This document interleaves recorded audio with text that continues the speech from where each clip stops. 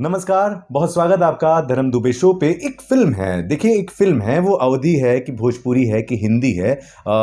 ये मैं सर से ही बात करूंगा। पहले परिचय दे देता हूं। वैसे परिचय के मोहताज नहीं है, इंडस्ट्री के बहुत ही प्रख्यात प्रोड्यूसर मिस्टर रत्नाकर कुमार जी हमारे साथ इस समय मौजूद हैं। बहुत स्वागत आपका सर, कैसे हैं आप? Thank you thank you. दोस्तों आपको बताएं, एक फिल्म है, नाम है जया, और इस फिल्म की जो अभिनेत्री हैं वो है माही श्रीवास्तव, और इस फिल्म में दयाशंकर पांडे भी हैं जो बॉलीवुड के बहुत ही सुप्रसिद्ध कलाकार हैं। तारक मेहता के उल्टा चश्मा में आप दया पांडे जी को इंस्पेक्टर की भूमिका में देखते होंगे। इसके अलावा भी दर्जनों कलाकार हैं जो बॉलीवुड और टीवी इंडस्ट्री से इस फिल्म में लिए गए हैं। साहब, जो माही श्रीवास्तव की मैंने ड्रेसिंग देखी, जो सिनेमेटोग्राफी देखी, जो मैंने दृश्य देखे, कहीं ना कहीं ये बनारस के काशी घाट का या मणिकर्णिका का ज़्यादातर सीन है। मैंने देखा वहाँ पर जो शव है उसे फूके जा रहे हैं। माही श्रीवास्तव के कुछ दृश्य में जो जानकारी हमें लगी है, बाल वगैरह वो छिलवा देती हैं, पूरा गांवटी स्टाइल में है। क्या कहानी क्या है? बिना हीरो की ये फिल्म आप बना रहे हैं। एक तरफ संघर्ष 2 की बात हम करते हैं और दूसरी तरफ जया ऐसी फिल्म है, क्या चल रहा है सर? ये फिल्म प्लान की गई थी, वो जो राइटर हैं हमारे धर्मेंद्र जी और धीरू यादव जी के साथ मैंने प्लान किया था। एक स्टोरी हम लोगों ने इस ढंग से बनाई थी कि एक फीमेल को क्या क्या तकलीफ़ें उठानी पड़ती है अपने लाइफ में, और कौन कौन से मोड़ पे कहाँ कहाँ क्या क्या होता है जो एक आम महिलाओं के साथ नहीं होता है, जो उनकी परिस्थितियां हैं वो कैसे चेंज होती हैं और किस ढंग से लोग उस नज़रिए से देखते हैं। तो उस ढंग से आधारित ये स्टोरी तो नहीं बता पाऊँगा, बट वो इसमें जो अभी तक जो एडिटिंग पे आया है, वो आज की तारीख में जो एक उभरते हुए डायरेक्टर हमको दिख रहे हैं वो धीरू यादव हैं, जो एक्सपेक्टेशंस से बढ़ के इसमें काम किया है। माही श्रीवास्तव ने बहुत अच्छा काम किया है, दया पांडे जी ने अच्छा काम किया है, और सारे जो जो काम करने वाले लोग हैं। बट ये डायरेक्टर की सूझबूझ का ही नतीजा है, और स्क्रिप्ट इतने अच्छे बने थे, तो ये एक रिमार्केबल पिक्चर जो है लोगों को ऑडियंस तक मिलेगी। और ये जो लैंग्वेज तक की जहाँ बात है, तो जो आम भाषाएं जो घर में हमारी बोली जाती हैं वो भाषाएं हैं जो यूपी में हो या बिहार में हो, तो वो उस ढंग से इसको फिल्माया गया है। जो सीन हम देख रहे हैं, तो ये बहुत उम्मीदें हैं इस फिल्म से, बहुत बिल्कुल उम्मीदें। दोस्तों, आपको बताएं, झूठ नहीं बोलेंगे, बिल्कुल सच्चाई बताते हैं। सर ने मेरे को थोड़े बहुत दृश्य दिखाए हैं। बहुत जल्दी इस फिल्म का पोस्टर आएगा, फिर टीजर आएगा, फिर ट्रेलर आएगा। थोड़े बहुत सीन देख ले, क्योंकि इंटरव्यू करने के लिए ज़रूरी होता है, और उसी सीन को देखने के बाद इस इंटरव्यू की शुरुआत हमने करी है।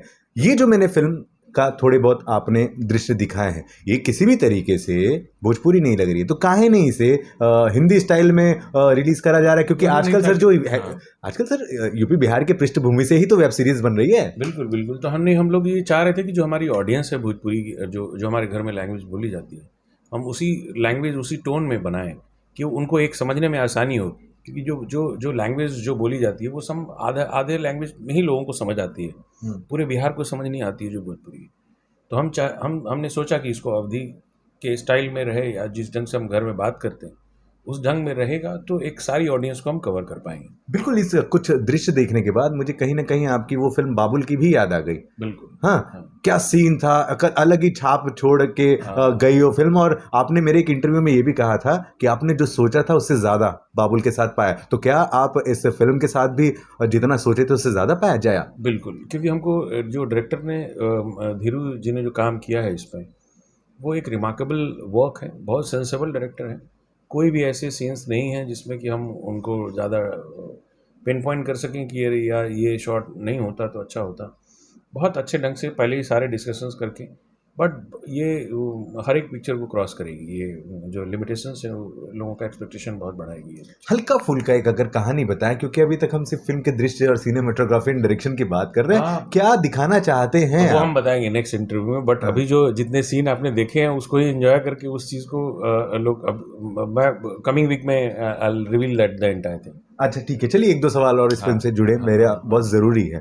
महिला प्रधान फिल्में आप ये कहते हैं, आप ही भोजपुरी इंडस्ट्री में दुनिया भर की फिल्में लाते हैं, बनाते रहते हैं। आपको नहीं लगता है कि महिला प्रधान फिल्म में आपको अक्षरा सिंह, आम्रपाली दुबे, काजल राघवानी या फिर अभी आज की तारीख में जो फिल्मों के चेहरे हैं, फिल्मों की एक्ट्रेस हैं, वो उन्हें लेना चाहिए? माही श्रीवास्तव ही क्यों? हालांकि माही श्रीवास्तव भी एल्बम में आज हाँ, क्योंकि जो एक टेक्सचर था जो पूरे फिल्मों में, जैसे अब एक परिंदा पिक्चर जो अवधेश ने डायरेक्ट किया उसमें भी माही श्रीवास्तव है, तो उसमें जो एक टेक्सचर दिख रहा था कि ये कैपेबल है इस चीज़ को।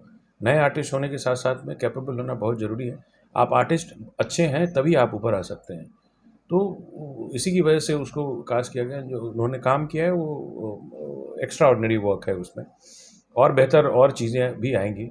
और रही बात की जो फिल्म में और भी जो है, तो अभी जो है मैंने 2 पिक्चरें बनाई जो अक्षरा जी के साथ बनाई, क्योंकि वो टैलेंटेड आर्टिस्ट हैं, तो ऑलरेडी उनका एक्सपीरियंस लोगों के पास है। फिर भी हम चाहते हैं कि और भी उस ढंग की फिल्में आएँ।